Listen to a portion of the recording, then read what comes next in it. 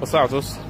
Aujourd'hui, nous allons vous faire une petite comparaison de deux différents panneaux, deux différentes marques de à peu près même capacité. Nous avons ici la marque Blue Carbon 550 watts. Ici, nous avons Jinko 580 watts bifacial. Donc, nous les avons posés au même niveau, même inclinaison, même environnement. Donc, on va procéder à un petit test de rendement pour voir lequel est vraiment plus performant. Parce que souvent, c'est deux modèles que nous avons sur le marché souvent. Et le prix est légèrement différent. Il y a le Jinko qui est un peu plus cher. Il y a plutôt le Blue Carbon qui a un meilleur prix.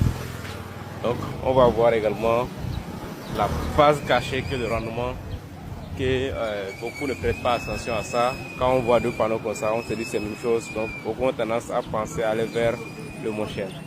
C'est vrai qu'on crie aussi que le bifacial, ça ne sert à rien si on n'a pas un bon inclinaison, mais en réalité, il y a quand même un rendement qui est souvent supérieur. On va voir le test tout à l'heure. On a déjà branché notre petit appareil actuellement sur le Blue Carbon et sur le Jinko. On peut voir qu'actuellement on a 449 plutôt, 449 watts de rendement. Donc on va débrancher pour réessayer le Blue Carbon. Et donc voici le résultat. Nous l'avons également branché, on peut voir, nous sommes à 354 watts.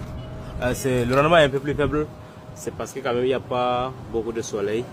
Sinon, à un moment donné, j'ai testé, j'ai trouvé 540 sur le Jinko et jusqu'à 450 sur le Blue Carbon. Mais actuellement, on peut voir que le Blue Carbon est à 354 watts contre 449 pour le Jinko. Donc le Jinko a quand même un meilleur rendement. Donc avantage pour la marque, je ne sais pas, ou pour le bifacial, sinon le Jinko est meilleur.